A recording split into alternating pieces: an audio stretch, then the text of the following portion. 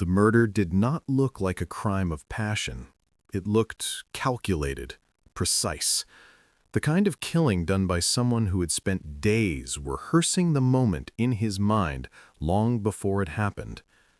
When officers later stepped into the living room, the first thing they noticed was how strangely controlled the chaos appeared.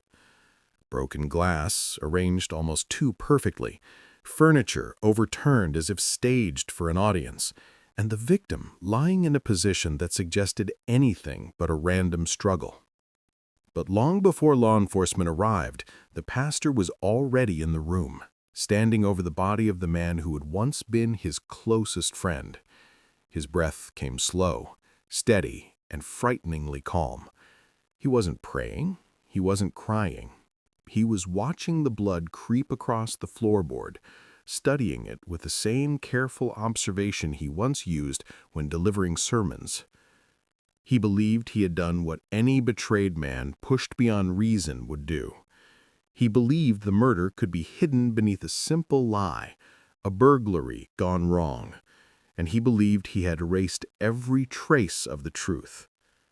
He moved through the room with a quiet urgency, wiping fingerprints from the lamp, the drawer handles, the edge of the table.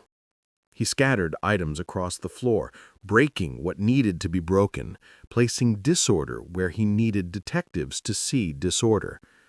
Every movement was clean and deliberate. He had imagined this moment too many times to falter now. But for all his planning, there was one thing he never accounted for. On the floor, just beside the victim's hand, sat a small silver wedding ring. It didn't belong to the pastor, it didn't belong to the wife, and he did not pick it up. He never even noticed it. But that ring would become the single piece of evidence that would unravel the case, the one object that would expose the truth he fought to bury, and the reason detectives would eventually retrace every step of his life in the days leading up to the murder. Because behind this staged crime scene lay a far more complicated story, one steeped in betrayal, secrecy, and a marriage quietly rotting from the inside. A story that began long before blood touched the floor. A story involving the pastor, the wife he thought he knew, and the best friend he believed he could trust. And understand how this murder truly happened, investigators would have to rewind everything, all the way to the moment the pastor first suspected that something was wrong inside his own home. This is where the truth really begins. If you want to uncover more chilling true crime stories and see justice exposed, subscribe to Crime Vaults as we bring light to the darkest true crime cases and never miss the secrets hidden in plain sight. Before the murder, before the lies, before the ring exposed everything, the pastor was a man the community trusted without hesitation.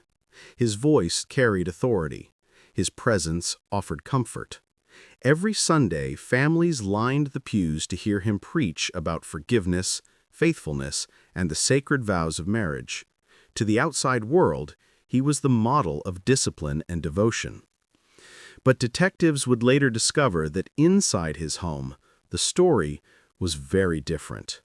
Behind closed doors, the pastor's marriage was quietly collapsing, not with shouting matches or dramatic fights, but with long stretches of cold silence, subtle distance, and a growing emotional emptiness neither spouse dared to acknowledge.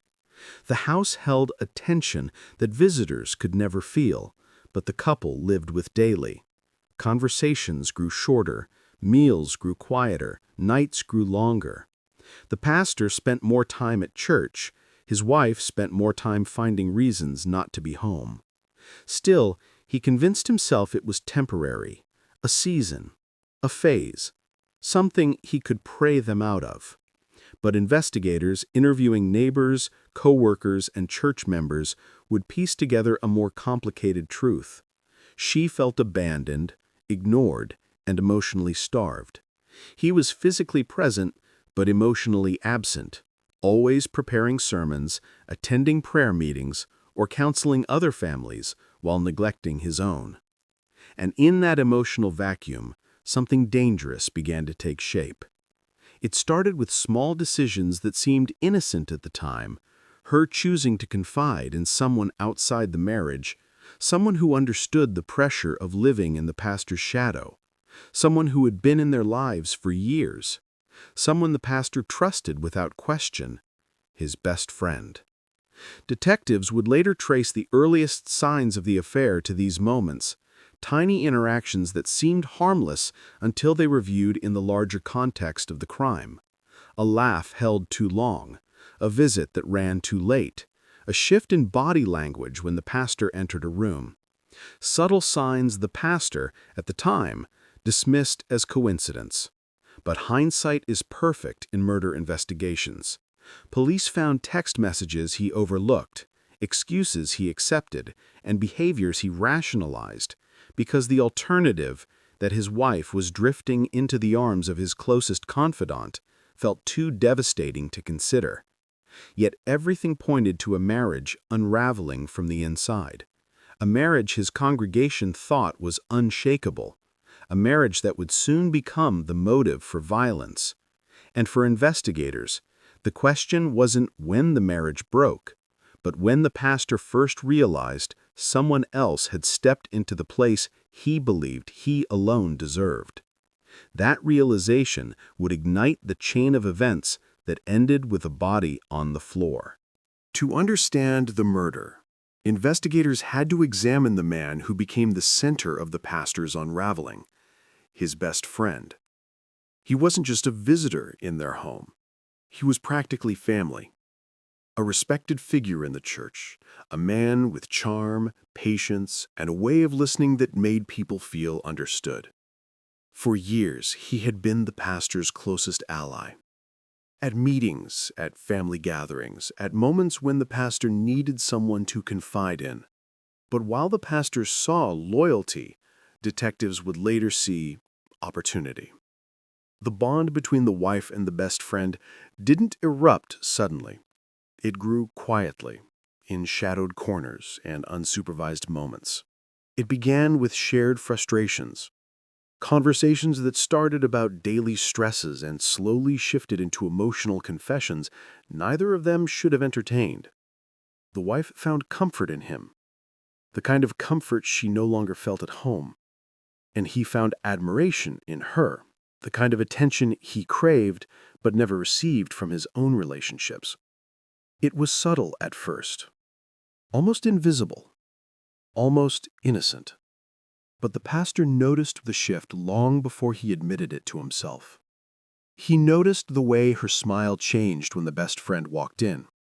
He noticed how conversations between the two lingered after he entered the room. He noticed the best friend showing up unannounced more often, offering help the pastor never asked for. And he noticed the silence between himself and his wife growing heavier every time the best friend left. Still, the pastor brushed it aside. He told himself it was friendship. He told himself he was imagining things. He told himself distrust was a sin, and he was a man of God. But the truth became impossible to ignore the night he walked into the living room and found the two of them sitting far too close, whispering in tones that stopped instantly when they saw him. The look they shared afterward, a quick, startled glance, was not the look of two people discussing harmless topics. It was the look of two people caught in a moment that shouldn't have existed. Investigators would later call this the turning point. The moment the pastor's suspicion transformed into certainty. The moment his marriage stopped being repairable and started becoming combustible. He didn't confront them that night. He didn't ask questions. He simply watched and listened and began cataloging every detail that didn't make sense. Suddenly, every late-night church errand, every unexplained absence, every whispered conversation became evidence in a private investigation the pastor conducted alone. He studied patterns. He traced timelines. He became a man split in two, publicly preaching forgiveness, privately drowning in betrayal. Detectives believed this period, these days of quiet observation, were the most dangerous of all. Because this was when the pastor's anger stopped being emotional and started becoming strategic. What he discovered next would push him far beyond suspicion. It would push him toward a decision he could never reverse. And it was that discovery, still hidden at this point in the timeline, that detectives would later identify as the true beginning of the murder. A discovery the pastor would revisit again and again in his mind, right up to the night the best friend took his final breath on the living room floor. If you want to uncover more chilling true crime stories and see justice exposed, subscribe to Crime Vaults as we bring light to the darkest true crime cases and never miss the secrets hidden in plain sight. But what no one in that quiet town could have imagined was that this deadly confrontation didn't begin on the night the pastor found the messages. It began years earlier, on their wedding night. Because buried under the surface of this seemingly perfect Christian home was a secret the pastor had worked tirelessly to bury, a secret his wife had kept in silence and carried like a burning coal in her chest. On the night they returned from their wedding reception, when the joy was still fresh, when the vows were still warm, she walked into the guest lounge of their suite and froze. Her new husband, the pastor she loved, the man who had preached purity and faithfulness to hundreds, was locked in an intimate moment with her closest friend, Vanessa. There were no doubts, no misinterpretations. She saw everything. But she didn't scream. She didn't confront. She didn't break the marriage. Instead, she swallowed the truth and carried it with her, because she didn't want to ruin her new home, her image, her future. And because the man she married, Pastor Michael, was charismatic, respected, and feared in ways she couldn't fully understand yet. When she finally confronted him months later, shaking with hurt, he denied everything. He made her feel foolish. He made her question her own eyes. And then he took action. He didn't change. He didn't repent. He didn't end the affair. Instead, he relocated Vanessa, the mistress, far away from their city in Ohio to Charlotte, North Carolina, offering her a quiet apartment, a small job, and a promise that he would visit when church duties permitted. From that moment on, the pastor created a perfect routine built on deception. To the church, he was traveling for revivals. To his wife, he was attending leadership conferences. But in reality, he was spending nights in Charlotte with Vanessa, laughing, dining, sleeping, returning home refreshed, as if nothing had ever happened. His wife knew something was wrong. She always sensed the shift in his tone, the unnecessary urgency in his trips, the perfume she didn't wear. But she stayed silent and played the role of the loyal pastor's wife. Years went by. The pastor thought the secret was buried forever. Until the signs began to change in his own home. His wife was calmer, more confident, less afraid. And then she started spending more time with his best friend, Daniel, a man the pastor trusted like a brother. That was when suspicion was born. That was the first moment he felt the fear of betrayal.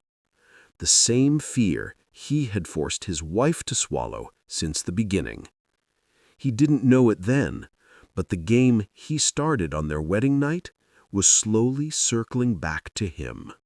Returning to the present, the pastor's world was unraveling, quietly, slowly, almost invisibly at first. But for a man who had spent years perfecting the art of secrecy, even the smallest change felt like a threat. After that shift in his wife's behavior, after she started laughing a little too freely, dressing a little differently, taking calls outside the living room, the pastor felt something he had never felt before: fear. a fear he disguised with sermons, with smiles, with "God bless you" echoed across the pulpit. But inside, he was losing control. His wife no longer questioned his travels. She no longer inspected the receipts in his wallet. She no longer waited up for him at night. And the reason terrified him. Because the same quietness she had shown after catching him with Vanessa was returning. But this time, it wasn't the silence of a wounded woman. It was the silence of a woman who might be hiding something too. And that silence drove him mad. Suddenly, every conversation she had felt suspicious. Every time she stepped outside, his mind raced. Every time the doorbell rang, he imagined another man. And worst of all, his eyes kept coming back to his best friend, Daniel. Daniel, who had always been around. Daniel, who had known the pastor since Bible school. Daniel, who was one of the few men the pastor trusted enough to leave around his family. Slowly, that trust rotted into paranoia. The pastor began leaving church meetings early just to drive home unannounced, hoping to catch something. He would check his wife's phone when she showered, scrolling with shaking hands.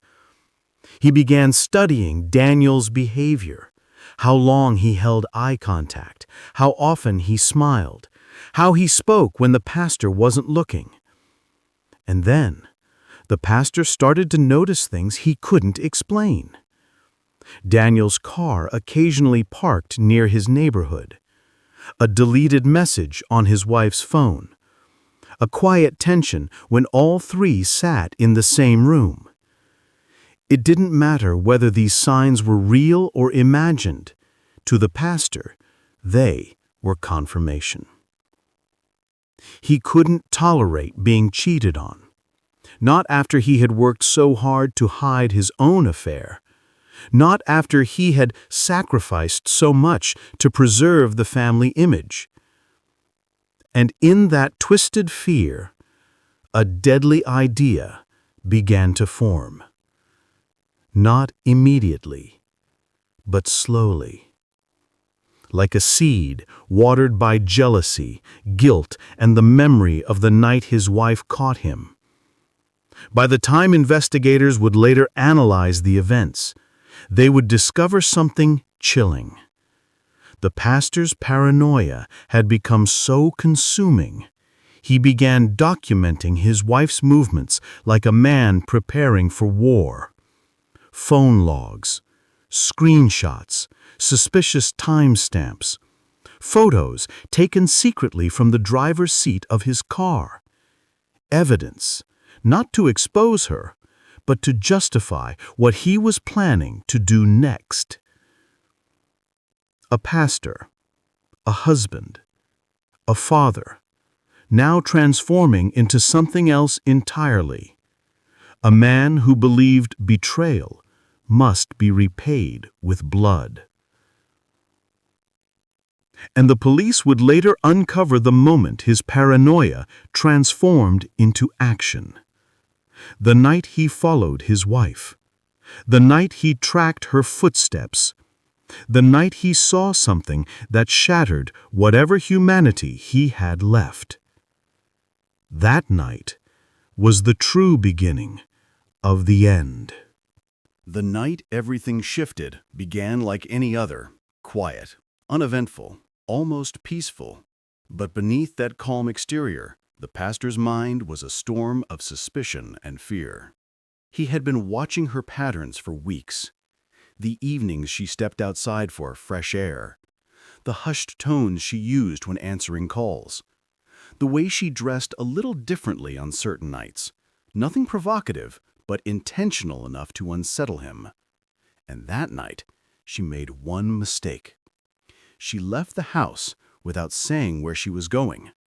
No explanation, no hesitation. Just grabbed her keys and walked out. For the pastor, that was enough.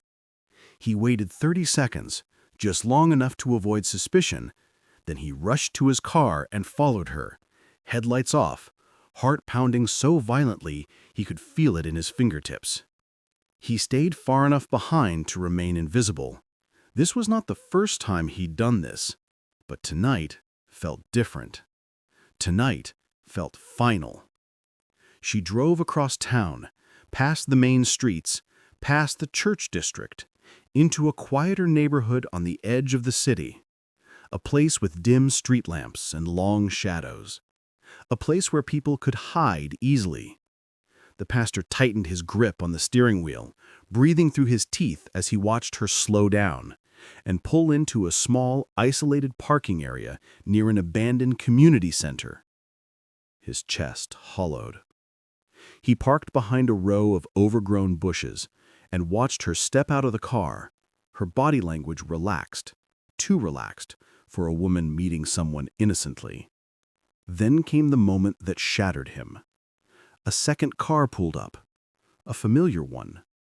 A car the pastor had seen parked outside his house too many times. Daniel, his best friend. The pastor felt the world tilt. His vision blurred. His breath caught somewhere between fury and heartbreak. He watched Daniel step out, look around once, and then walk toward his wife. They spoke softly, too softly. They stood too close. Her shoulders eased the way they never eased around the pastor anymore. Then he saw it. The touch. Daniel's hand brushing her arm. Her leaning in slightly. A moment that might mean nothing to a stranger, but meant everything to a man drowning in jealousy and guilt. In that instant, every memory resurfaced. The night she found him with Vanessa, the silence she carried, the forgiveness she never gave, the questions she never asked. And now, she had found her own escape. His fingers shook so violently he nearly dropped his phone as he took pictures, documenting every movement like a detective collecting evidence for a case no one else knew existed. Minutes felt like hours. His pulse didn't slow. His breath never steadied. He wasn't just witnessing a betrayal. He was witnessing a replacement. And as she and Daniel continued to talk, unaware of the eyes burning holes through the darkness, the pastor felt something break inside him. A crack. A shift. A quiet, lethal decision forming in the stillness. By the time his wife returned to her car and Daniel drove away separately, the pastor was no longer following her out of suspicion. He was following her with a plan. The investigators would later say this was the exact moment the pastor crossed a line, when jealousy turned into intent, and intent turned into the first step towards murder. He followed her all the way home. He didn't confront her. He didn't speak. He didn't sleep. Instead, he sat in the dark, staring at her through the glow of a streetlight, replaying every second of what he witnessed. And in that silence, the pastor decided, if she could betray him so easily, she did not deserve to walk away from it. After that night, the pastor returned home not as the man his congregation knew, but as someone transformed. Every sermon he preached, every smile he offered, every handshake in the church lobby now carried a hidden weight. A man calculating his next move. The investigators later noted a chilling pattern in his behavior. He no longer left anything to chance. Every day became a rehearsal, every conversation a test. He documented her schedule, memorized her calls, tracked the time she left and returned. He even began planting minor proofs of his innocence, messages and receipts designed to mislead, to reassure, to create an alibi in advance for what he was planning. He wasn't acting out of passion, he was acting with precision, premeditation. Detectives would later discover that he had spent nights plotting not just confrontation, but control. He would manipulate, intimidate, and observe until the moment was entirely his to choose. The pastor's plan was simple in its cruelty: to expose her betrayal, reclaim his power, and, if necessary, eliminate the threat before it could destroy him. But first, he had to be certain. Certain of her actions, certain of Daniel's involvement, certain that the evidence he gathered in silence was undeniable. And that certainty came faster than anyone could have imagined. On a weekend when the family was together, he noticed subtle signs, small gestures, shared glances, soft laughter, things he couldn't ignore. Every instinct screamed that the betrayal he had witnessed in Charlotte with Vanessa had returned to haunt him at home. But this time, he wouldn't just observe. He began testing them. He asked questions indirectly. He noted reactions carefully. He created scenarios to watch their behavior. Each test confirmed what he feared. The affair was not hidden. It was open. The pastor's thoughts became darker. His mind replayed every slight, every whispered word, every stolen glance. He felt humiliated, enraged, and cornered. The weight of years spent hiding his own sins collided with the fear of being exposed. Investigators would later call this period the final descent, the last stage before action. A man once entrusted with guiding others spiritually, now orchestrating a personal investigation inside his own home, recording evidence, memorizing patterns, preparing to act. And when the next confrontation came, when every secret finally collided, it would not be a moment of argument, it would be a moment of violence, sudden and complete. The seeds planted on their wedding night, nurtured in silence and grown in paranoia, were about to bear their deadly fruit. The night of the confrontation began quietly, almost innocuously. Dinner had ended hours earlier. The children were asleep. The house was filled with the illusion of normalcy. But inside the pastor, every nerve was taut, every thought sharpened like a blade. Years of secrecy, betrayal, and humiliation had condensed into one single moment, a moment he controlled completely. He called Daniel to the house under the pretense of discussing church business. His wife, unaware of the invitation's true purpose, lingered nearby, pretending to read, pretending to be oblivious. The investigators later pieced together the timeline. The pastor positioned himself strategically, aware of every line of sight, every possible escape, every movement. He waited for the moment his wife and Daniel were alone in the living room. He stepped forward, his voice calm, deliberate, every syllable measured. And then the world changed. He confronted them. The questions weren't shouted, they weren't frantic, they were surgical. Each one delivered like a scalpel. Where were you? Why are you here? How long has this been going on? Daniel froze first. His eyes flickered with recognition, guilt, and fear all at once. The wife's hand trembled slightly. The silence in the room thickened, heavy with the weight of unspoken truths. And then the violence erupted. It wasn't impulsive. It was precise. The pastor struck first, catching Daniel off guard. Blows landed in rapid succession. Punishment for betrayal, for audacity, for the humiliation he had endured.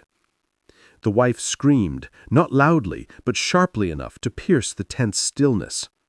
She moved to intervene, and in that moment the pastor turned his fury toward her too. Not because he wanted to destroy her, but because she represented a lifetime of resentment he had buried. By the time it was over, Daniel was dead. The wife was alive, but shaken, trembling, and silent. And the room now needed a story. The pastor moved methodically. The investigators would later discover the care he took. He repositioned furniture to suggest a struggle. He scattered papers, overturned a chair, left fingerprints in predictable places, wiped others clean. Every move was designed to tell a story of an intruder, of chance, of tragedy, anything but the truth. He cleaned the knives, the surfaces, the floor. He adjusted the lighting to hide blood smears he could not completely erase. He placed the body carefully, almost theatrically, in a way that would fool anyone who entered later. And then the ring. The very ring the wife had worn on their wedding night, the same one she had almost forgotten, fell to the floor. He noticed it, hesitated for the briefest second, and left it. A small imperfection in his perfect plan, the one detail that would eventually unravel him. He stepped back. He observed the room, ensuring the story he had staged was believable. He reassured himself that no one would suspect him, that his reputation, his family, his life would remain intact. But investigators would later conclude that even the most meticulous cover-up cannot erase human instinct. Small errors, tiny oversights become the threads that unravel the entire tapestry. And in that house, in that living room, the first thread had already begun to loosen. The morning after the confrontation, the house seemed normal. Breakfast was quiet. The children moved through the rooms, unaware of what had transpired the night before. Even the wife, still shaken, forced herself to appear composed. But beneath the surface, something had shifted. The pastor had returned to his role, husband, father, spiritual leader, but the air around him carried a tension no sermon could erase. A tension detectives would later describe as palpable, almost suffocating. At first, the community noticed nothing. The church gatherings continued, the neighbors waved politely, everything appeared ordinary. But ordinary is a fragile mask. Friends of Daniel began asking questions. Why hadn't he shown up to a scheduled meeting? Why had his calls gone unanswered? Why had he suddenly disappeared?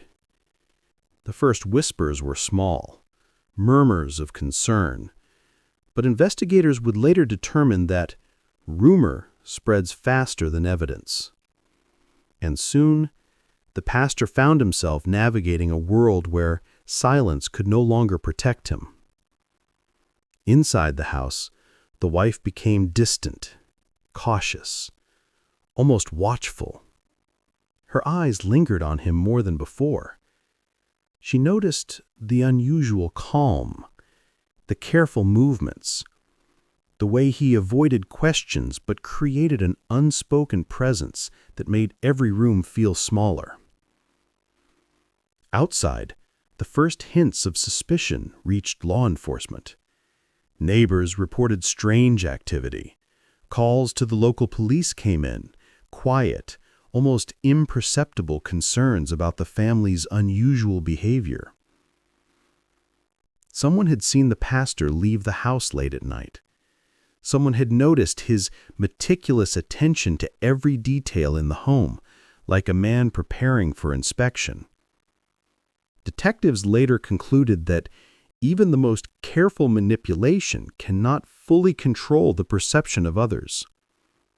The pastor's carefully constructed narrative, the sermons, the travel, the normalcy, was beginning to fracture under the weight of scrutiny. For the pastor, suspicion became a double-edged sword. He needed to maintain appearances while simultaneously watching his wife, watching Daniel's friends, and monitoring every interaction that might threaten his secret. His paranoia intensified, sharpened by the knowledge that every misstep could lead to discovery. And investigators, piecing the events together, noted something chilling. The longer the pastor tried to control the narrative, the more evidence he inadvertently created. Small inconsistencies, an alibi slightly off, a door left unlocked, a fingerprint unnoticed, began to accumulate like silent witnesses. And as the weeks passed, the world outside the house began to close in. Questions arose at church. Neighbors talked quietly. Friends exchanged knowing glances. Every eye, every suspicion, every rumor was a thread stretching toward the truth.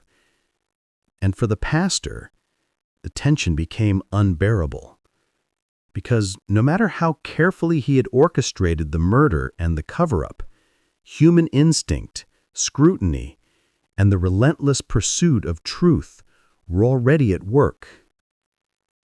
The first cracks in his carefully maintained facade had begun to show, and detectives would not stop until they found every piece of the puzzle. As days turned into weeks, the police investigation gained momentum.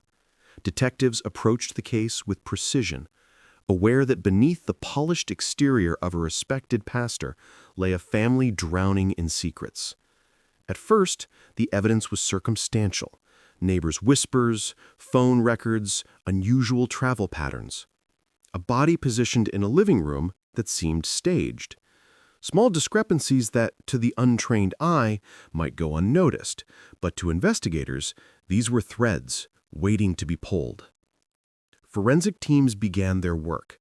They cataloged every fingerprint, every smudge, every overlooked trace. Blood spatter patterns were examined with painstaking detail, revealing inconsistencies with the story the pastor had constructed. Detectives noted the placement of objects, the unnatural angles, the precision with which surfaces had been wiped, almost too clean, too deliberate. And then came the phones. Call logs, message histories, travel records. Data that painted a different picture than the one the pastor had presented to the world. He had claimed ministry trips, but timestamps and geolocation data suggested he had spent nights elsewhere, nights with Vanessa and Charlotte. The same trips he had justified to his wife, to the congregation, and even to himself. Investigators also uncovered the photos, the ones the pastor had taken secretly, documenting his wife's movements. Far from providing an alibi, they revealed a disturbing pattern: surveillance, obsession, premeditation. Every image became a piece of evidence pointing not toward innocence, but toward intent. And then, slowly, the puzzle began to form. The seemingly perfect plan, the careful staging of the crime scene, the narrative of an intruder, everything started to unravel under the scrutiny of forensic analysis and methodical detective work. Detectives noticed behavioral inconsistencies as well. The pastor's calm composure was too controlled. His grief was measured, almost rehearsed.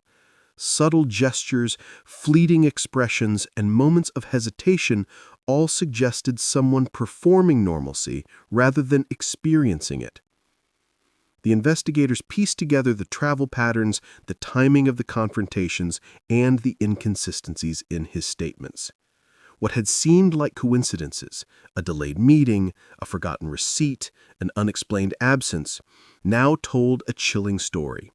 A man who had plotted the murder, staged the scene, and manipulated everyone around him. And as the forensic evidence stacked up, the fingerprints, the blood patterns, the digital footprints, the pastor's cover-up began to crack. Detectives later concluded that the tipping point in the investigation was not a single clue, but the accumulation of small, deliberate mistakes, the subtle fingerprints of human error that even the most meticulous mind cannot completely erase. What began as whispers outside his home had now escalated to a clear, undeniable case. The pastor's carefully constructed narrative, the one he had lived behind for years, was failing.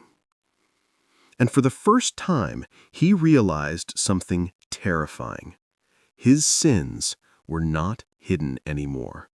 The world he had meticulously curated, the respect, the power, the faith, everything, was collapsing under the weight of truth. The weight of suspicion had grown too heavy to ignore. The threads that detectives had been pulling for weeks finally converged, creating a web that left no room for doubt. The pastor's carefully maintained facade was cracking, and he knew it. It began with a knock at the door, not a casual visit from a parishioner, not a concerned neighbor. The knock came firm, authoritative, the presence of law enforcement. Detectives entered calmly but deliberately, armed with evidence that had been silently building, fingerprints that didn't match the story, travel logs that contradicted his statements, photos of the wife he had taken in secret, and data connecting him to trips he claimed were ministry duties. The pastor greeted him with his usual composure, polite, calm, smiling. But the investigators could see it, the subtle tremor in his hand, the flicker in his eyes. A man used to controlling everything, suddenly confronted with a reality he could not manipulate. Questions were asked, answers were given, measured, rehearsed, defensive. But each response only deepened the detective's suspicions. Every pause, every hesitation, every carefully chosen word told a story of guilt far louder than any confession. Forensic evidence sealed the case. Blood patterns contradicted the staged struggle. Daniel's placement in the living room told a story inconsistent with an intruder. Digital evidence confirmed the pastor's trips and interactions with Vanessa, proof of long-term deceit and premeditation. Investigators later noted that the pastor's own obsessive documentation, photos, timestamps, logs, had become the most damning evidence against him. And then came the confrontation. Detectives laid out the timeline: the wedding night betrayal, the affair with Vanessa, the relocation of the mistress, the rising suspicion of his wife's connection with Daniel, the night of the confrontation, and the murder. They presented the inconsistencies, the evidence, the unshakable proof. The pastor's composure faltered. The mask slipped. The carefully constructed persona of a devoted husband, a spiritual leader, a moral guide, shattered under the weight of truth. In that moment, investigators concluded a man who had orchestrated deceit for years realized the most important rule of crime: every secret leaves a trace. The confession wasn't immediate. It wasn't theatrical. It came quietly, almost reluctantly. Small admissions, reluctant nods, the undeniable weight of facts pressing him into silence. Detectives watched as a life built on trust, faith, and manipulation collapsed, piece by piece, until only the truth remained. The pastor was no longer a leader in his community. He was a man exposed, a man whose crimes, meticulously planned, had unraveled not by chance, but by the relentless pursuit of truth. The investigators later wrote, "Even the most cunning mind cannot erase every trace, cannot control every witness, cannot manipulate every reality." And in the quiet aftermath, the pastor's world, his family, his reputation, his freedom, lay in ruins. The story that began on a wedding night, with betrayal hidden in silence, had ended in exposure, justice, and a stark reminder. Every secret eventually finds the light. It all began on a night that should have been filled with joy. A wedding night, a celebration of love and commitment. But beneath the vows, beneath the smiles, beneath the promises, betrayal had already taken root. The pastor, the man trusted by so many, had already crossed a line. His wife had witnessed the first cracks in their marriage, the first glimpse of a hidden life. She had stayed silent. She had tried to preserve the family, the image, the faith. Years later, the secrets he buried returned to him in the form of suspicion, jealousy, and fear. The mistress he had sent to another city, the silent betrayals he had hidden under ministry trips, the careful manipulation of appearances, all came crashing down. And in that collision of past and present, the murder unfolded. The confrontation with his wife and Daniel, the meticulously staged scene, the attempts to control reality, all were born from the choices he had made years before. Investigators later concluded that this was not just a crime of passion. It was a crime of consequence. A crime where the past relentlessly hunted the present, where every hidden act of betrayal echoed louder than any confession. The pastor, once a symbol of morality, now stood exposed. His secrets, his lies, his careful deceptions unraveled by the relentless pursuit of truth. And the most chilling part? The story did not end with the arrest, the confession, or the courtroom. It ended with a question that lingers in the minds of those who hear it. How many secrets are hidden behind the doors of the people we trust the most? How long until the shadows of betrayal return to expose the truth? For every whisper of trust, there is a risk of betrayal. For every promise made, there is the potential for destruction. And sometimes, the beginning of a story is not the first scene we see. It is the first act of betrayal that sets everything else into motion. The wedding night, the hidden affair, the relocation of the mistress, the suspicions, the murder, the cover-up. It all comes full circle.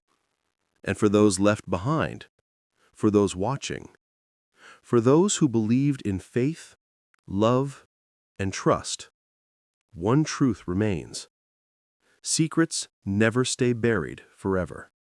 If you want to uncover more chilling true crime stories and see justice exposed, subscribe to Crime Vaults as we bring light to the darkest true crime cases and never miss the secrets hidden in plain sight.